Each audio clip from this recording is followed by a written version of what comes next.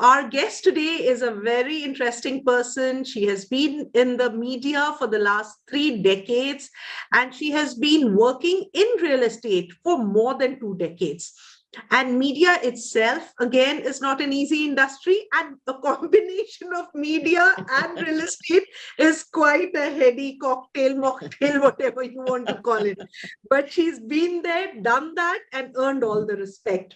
A little bit about her. Ms. Jayashree Kurup has been a business journalist, like I said, for 3 decades. She writes on real estate. In fact, I feel proud and privileged that her first book carries a little bit about me as well. So thank you, Jayashree, for that. I think at that time I was a director with DLF and we had met then. And this was probably around 2010 or maybe before, I don't know. But yeah, quite some time back. Jayashree is also a specialist in city management, civic issues, and stuff related to facilities management. She specializes in using data-driven research. So that is a gap which has always existed in our industry. Everyone has been going with gut feel, but not Jayashree. She has gone with data-driven research to generate editorial that is useful to consumers and industry. I think there isn't another journalist who has done media and real estate both the way she has done. And she has known what is going on in almost every organization, in every geography. She's covered pan-India. She has worked with the leading dailies like Times of India, the Economic Times, and Financial Express, all with very different DNAs, and held her own. We have always felt so proud to see her up there that, yes, there is a woman in media talking about real estate. She assessed the Asian real estate markets as the Associate Director Research at New York with IPC Insignia Brook in the early 2000s. As editor of Magic Bricks, she created the first digital channel on real estate and cities. In fact, I feel again very privileged and excited to share with you that I was on her MBTV channel on a Women's Day show. And it was so much fun, I can't tell you, because there were 3 generations on that show. Yes. And it's so fascinating to hear the different stories of, yes. 30 years back, 20 years back, 10 years back, and ground zero. So I think that was very interesting show. And she took MBTV to great heights with over 1.3 lakh subscribers. No easy task, and especially in those times when the virtual world was actually new to everyone. Now, post-pandemic, we look at it quite differently. She also used meticulous research for policy advocacy, including RERA. And I'm so happy to share with you all, and especially with you, Jayashree, and I would like to invite you also. On the 5th and 6th, we have tied up with the Delhi RERA, and in fact, the chairman will also be coming for the inaugural session.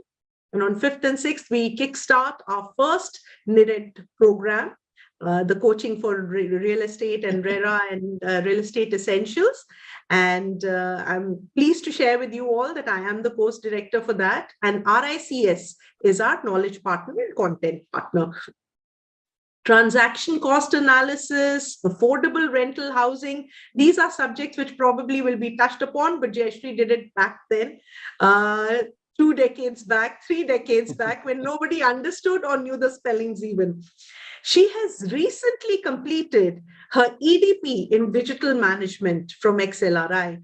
So, which means learning is continuous, growing is continuous, and that's the only way you reach these positions. But more importantly, you hang on to these positions. The day you feel you know it all, it becomes difficult. So I'm so happy to share with all of you that Jayashree has just concluded a course with XLRI.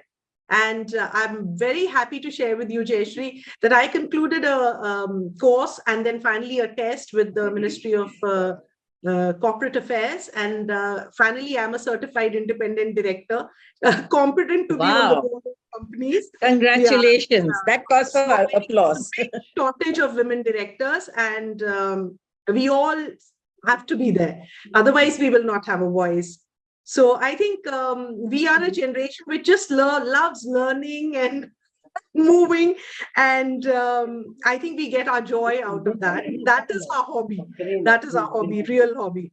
As director, Wordmister Editorial Services, she now specializes in digital content marketing and offers consultancy to real estate sector. So that is Jayashree. I'm touching upon it briefly, but more importantly, I think all of us are a family today.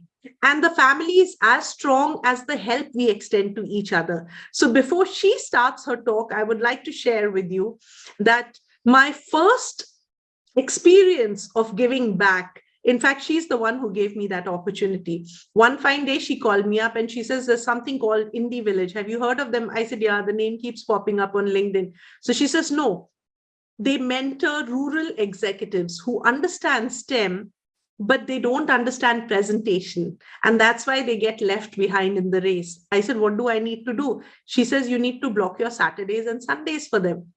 And I was like, okay. She says, okay, more from the person who's heading that. I said, all right. And that's where my addiction to mentoring actually started. And now, of course, with the Niti Aayog and Atal Innovation Mission and Atal Tinkering Labs, I've consistently been in the top 10 mentors in the country. But there's even eagles need a push. So that push to me was from Jayashree. And I hope that, the things that we talk and share with you are taken in the right spirit, because we are only trying to give everybody a little push so that they achieve their maximum potential. And that's what Mahi Talks are all about. Now it's all for Jayashree. I'm not going to be saying a single word. And the vote of thanks, either Preeti is going to say, or maybe we have a volunteer there, Reena, who's very excited always about giving the vote of thanks. So one of them will give it. But Jayashree, it's all yours, and we are really eager to listen to you. Hi, everybody. Ananta has been extremely kind about my profile. I have been in this industry for a long time, and like Ananta was there right in the beginning. I met Ananta, was one of my first contacts in the real estate industry, and it was an absolute pleasure to find another woman who knew so much about the industry and was holding her own in a world which was not very favorable to women at that point of time. Today, I see a lot more women coming in, but Ananta was so well regarded, and it was a pleasure to interact with her. Now, let me take you through my journey. I got into real estate by mistake. I was given the beat. I started doing it. I fell in love with it. And I found it was one of the most challenging industries. It was not even an industry at that time. It was just a very fledgling industry.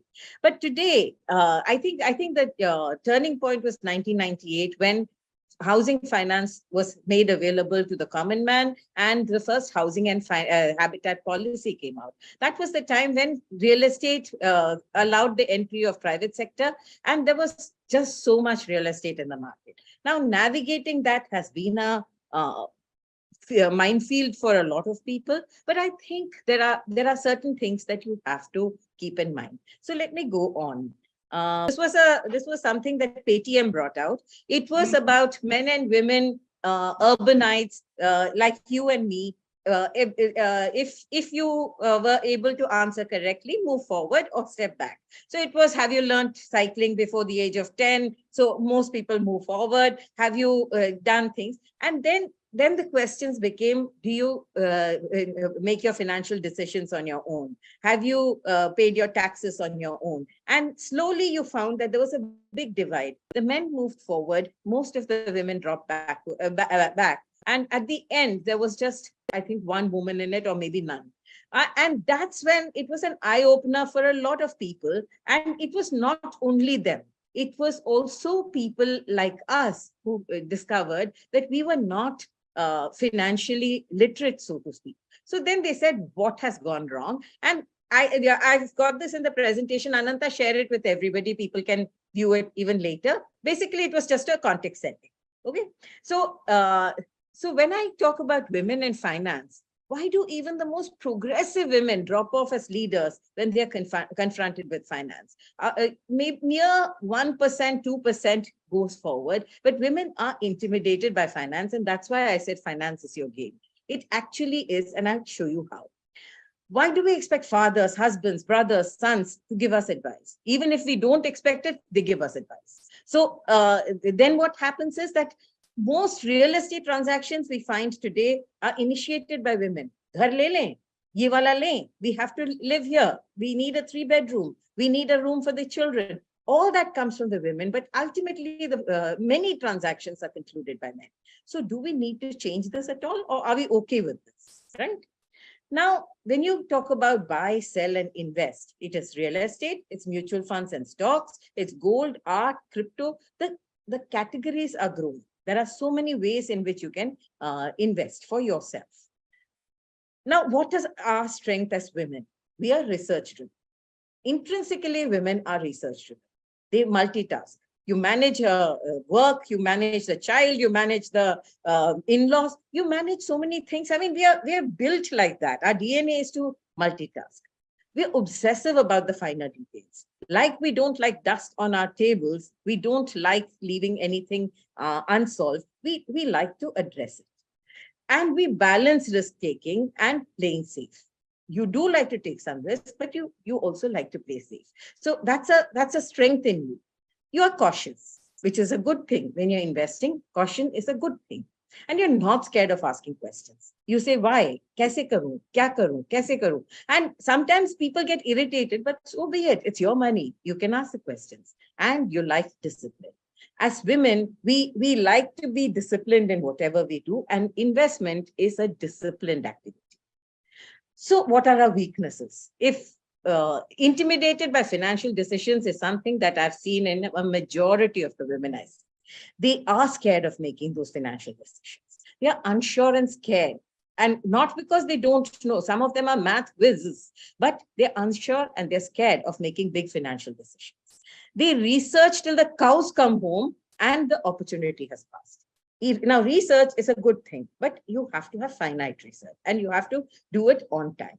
And you're quite willing to accept our weaknesses when a stronger voice speaks. Sometimes the male voice can be stronger and it can drown the female voice. And a lot of women don't invest on their own because somebody told them, aise mat karo, aise karo. So then we have mental blocks about our own investing abilities. Can I do it? Can I make all my decisions myself? That mental block is a deterrent. And we are easily persuaded. Aise mat karo, let's do this, let's wait for 2 years, and we give in. And that, there, sometimes we are right and miss that opportunity. So where do you start? Let me start with some thumb rules. Start small. If you put 1,000 rupees a month, no matter how wrong you go, you've only lost 1,000. Give yourself time to become confident. So start small, gain confidence, and step up. I'll give you a small, I put a cue for myself. When I was a student, I used to be a radio jockey. Throughout my college years, I was a radio jockey in Yuvavani and then in Delhi. That is what we had. There was no FM then. I used to earn a princely sum of 150 rupees a month. And it was a lot of money those days, believe me. That 150 rupees was something that I did not need. My parents were looking after me. They were paying for everything. So daddy said, why just put it into the common till? Why don't you save this for yourself for a rainy day sometime? And every month when I got that check, we would walk down to this post office and we would buy a NSS or a Kisan Vikas Patra or something like that. And these were the investment opportunities there. But I put it there and I actually forgot about it. A few years ago, when I took it out, that 150 rupees gave me over 1 lakh of rupees, which means that it was something that I could do. I didn't do anything differently. I bought a Kisan Vikas Patra for heaven's sake, but it gave me over 1 lakh of rupees because I invested and left it. Now, whenever you invest, keep a short term, a medium term, and a long term goal. Okay. Sometimes it is to buy a dress. I remember saving money to buy a dupatta because I like that dupatta so much. I was in college. I was a young professional. But when you're doing that, you know that itna jod ke itne time mein mujhe banana, right? Sometimes you're saving it for an event. When my child graduates from school, when I reach, say, 50, 25, 30, whatever. These are events. Or You want to remain independent at retirement, which was what I worked towards for the last 15, 20 years. I said, when I retire, I must not have this pressure of having to earn for myself. I would want to do the work that I want to do, but my future should be secure. And therefore, I started investing. Now, this short, medium, and long-term goals, keep reviewing it, keep nurturing it, keep monitoring it, altering it, because these goals always help you decide how much you should be investing. Now, long-term investments can be very intimidating. So then you use logic. How much can you spare?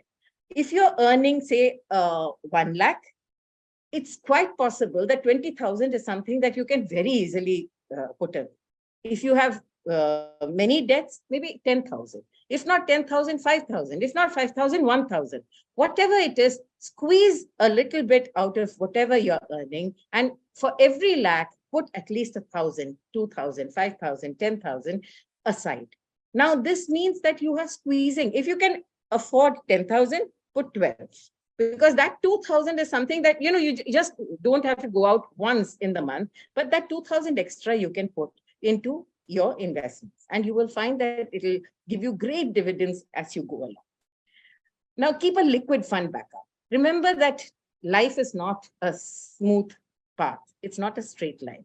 There will be ups and there will be downs. And you must be prepared for the downs. So there must always be cash in your till for a rainy day. 1 month, a salary didn't come, you had an extra expense, there was a health problem, there was a crisis at home. Whatever happens, you must have some money in the till. I know I haven't always done it, and I'm talking from experience that I wished then that I had kept money in the till, because I did have money saved away, but that money was illiquid and I couldn't access it when I needed it. Use professional experts and advisors giving neutral advice. I'll give you an example. A friend of mine is a financial whiz. He never goes wrong in his computations. But when he started investing in mutual funds, he did not get the same return that I did. For the simple reason that I am not an expert. I want to make this clear. Whatever financial advice I'm giving, I'm not a finance person. I'm not a statistician. I'm not an economist. All I am is I have observed people, and I've observed the financial assets market over so many years, and I've interacted with so many experts that whatever I'm bringing to you is advice that comes from what I've understood. But professionals, for instance, a financial advisor, his job is to make sure that they understand what's happening, which fund is performing, which mutual fund is performing, which one's not performing, how should you move your money from one to the other. Use them. It's always in your favor to use the experts and listen to the expert advice. And always keep a diverse portfolio. Balance real estate, equities, mutual funds, gold. When you look at your portfolio, you should say, I have it all. And if one goes down, the other one is balancing. And it always does. Real estate and equities have a good correlation. When the stock markets are up, people have money. If you spend, real estate goes up. Real estate lags the stock market. When the chips are down, people buy gold. The gold markets go up because gold gives that sense of security that no matter what happens, war, anything, the sovereign funds collapsing, but whatever happens, gold is something that will see you through. So you must have everything in your portfolio. And when you invest, you must not feel guilty about withdrawing. If I have put money in, it is my money which I saved for a rainy day. If I find that on the rainy day I need to withdraw it. Money will keep coming and going. Take that money when you need it, use it, but remember to put it back because there will be another rainy day, right? So going back to that radio money, I left it to grow. 250 rupees grew to about 1 lakh. I did not even feel the pinch and even forgot. But many 250s, that is 1 lakh here, 1 lakh there, 1 lakh there. Suddenly, when you need money, you will find that there's plenty of money for you to draw upon. Like I said, save at least 1,000 rupees with a good financial advisor. And here I'm talking about the systematic investment plans. Be a disciplined investor. It doesn't matter if you invest small, but if you invest regularly, the dividends are there for you to see. You can always get enough when you invest regularly. Now, I found my financial advisor only when I was 40. I did not know about a financial advisor, and a friend of mine recommended, and I believe that was the best thing that would happen to me. But it's a good idea to start from your mid to late 20s. There are many youngsters here. I would urge you to make investments a habit today. In your 20s, you have a whole lifetime to save. And by the time there will be crises in your life, but when you hit the crisis, there will always be something to fall back upon. So make investment a habit. And this I keep telling everybody I meet. I've seen that this works. Now, disciplined investing makes you safe, which means that the stock markets can go up or down, but the property markets go up or down. But if you have been systematically investing, you are on the winning side. Review the portfolio, ask for the financial advisor to help, and that keeps you get an alpha over whatever everybody else gets if you have a good financial advisor, right? If the stock markets, I reviewed my savings with my financial advisor, and he said that even in the down cycle, the stock markets gave an yield of about 8.5%, 9%. But the yields that I got was close to 11%.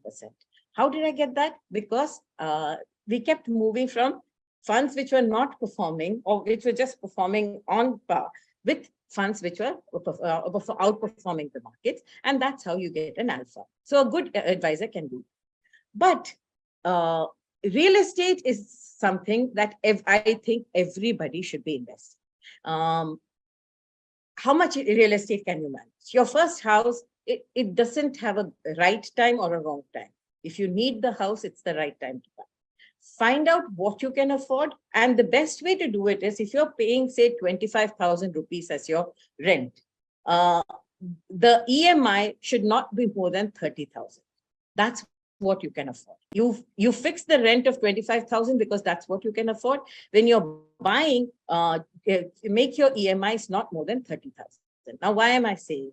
Because your salary goes up. When your salary goes up, this 30,000 that you paid today will not pinch as much next year as it's pinching this year, because you get a small increment on your salary, and that buffer takes care of that extra that you do. If you underspend, then you find that it is, you could have spent a little more, you could have got a better house. The other thing is that if you buy a very big house, I mean, there are houses that are really attractive and you want to buy it. Remember that if your EMI becomes too large, then you are compromising your lifestyle. When you compromise your lifestyle, there are small things that happen. If your lifestyle is not what you're used to, I mean, if it's significantly different, then you start getting unhappy. Buying a house should be a happy process and not a sad process. At one point of time, people bought real estate it was a once in a lifetime purchase. Today, people are buying again and again and again. In the US, they buy up to 5 houses in their lifetime. In India, it is currently about 2 or 3 houses in their lifetime. So I think it is a good idea to buy what you can afford, but make sure that you're buying the kind of unit that if you want to move away and sell it and then buy another, it should find a buyer. Don't buy outlandish houses. Don't buy houses in outlandish places, because it's very difficult to exit that investment. And like I said, if you're buying something, remember, today you're a buyer, tomorrow you can be a seller. So if you want to sell, you have to have it in a place where there's another buyer you can sell it to, right? And then when you take a loan, take a longer tenure. You will take 15 years, 20 years, 30 years, whatever. Take a couple of years to assess how much you can pay. Now, suppose your EMI, like I said, was 30,000. And then you find that your salary has gone up. I'll give you my example. First of all, whatever extras come, you get a bonus, you get something, use that to put down your principal. Because as you put down your principal, you're lowering the interest that you're paying to the bank. Which means that today, for a 15-year loan, I'm paying X amount as interest. But when I keep bringing down the principal to some relatively reasonable size, I am paying that much less to the bank as interest. Paying back the principal never hurt, but paying the interest does hurt because interest keep going up and down. And when it's up, it can really pinch. But if you put down the principal, that's the way to reduce the interest that you pay to the bank. So when I bought my house to live in, I took a loan of 15 years. But about 3 years down, my salary took a significant jump. I got an international position. I had more money. I brought it down to 5 years. When I brought it to 5 years, my EMI was high. But but my next increment and the next made sure that I didn't feel the pinch quite as much as the first year when I had to pay out a big EMI. And suddenly you find that the principal payback also helps and your EMI pinches less and less. But once I finished paying, I said that that was the money that I could afford to pay. Now I had two options. Either I could buy another house immediately or another real estate investment immediately, or I could give myself a breather and say, let me buy something when I need something. So what I did was, that was the time when I started investing in mutual funds. I put it in systematic investment plans. And then when I found the house that I wanted to buy something that when we are older, we wanted a smaller house. If we needed a smaller house, I wanted an option. I started buying that. And when I did that, I scraped the markets. I did not take my principal. My principal was safe. I told my financial advisor, every 5-8 lakhs that I had to pay as my next installment, I said, scrape the markets when the markets go up. So my principal was safe. I scraped the markets to buy my house. And when pandemic hit, my house got delayed. Like most other houses, it got delayed. But because I did not have an interest load on it, it was okay for me. Because I had my principal was safe, my asset was getting constructed, and I had already done all this by scraping the market. I'm not saying that I am a financial whiz. I'm just saying that these are pieces of advice that various people gave to me. And SIPs today, the SIPs that I invested, they are taking care of my old age, as well as the real estate investments. The rent that I get out of that is taking care of our retirement. Both my husband and I can work whatever we do, however much we do, because we have no pressure on us to work, because we have to earn during our retirement years. And I enjoy that freedom. I have lots of work coming to me, but there is no pressure on me to work. So what I'm saying is, investment is something that secures your future. The other thing is that when you invest, I said this in passing earlier, keep your emotions in check. You've come in as an investor, right? Then think like an investor. Don't say, oh, I love this house, I can't ever sell it. But you've got a house that you're living in. If you feel that the markets are high and you're getting a good return for it, exit the investment. Put it into another property. Put it into another asset, which will give you returns. But as an investor, keep your emotions in check. Study facts, data. I believe data never lies. If there is a blip in the data, it's either because there's something happening in the market and you have to go after the why, or because the data that you've gathered is wrong. So when the markets are up, sell. When the markets are down, just sit tight. Whether it is real estate, whether it is stock markets, when the markets are down, don't panic and sell. Don't sell at a loss, because if you held on for another 2 years, what goes down comes up. And when it comes up, you can make your money. So just hang on to it and just sit tight when the markets are down. I think women get emotional about investment and sometimes are unable to take rational financial decisions. So the best thing to do is allow the data to do the job.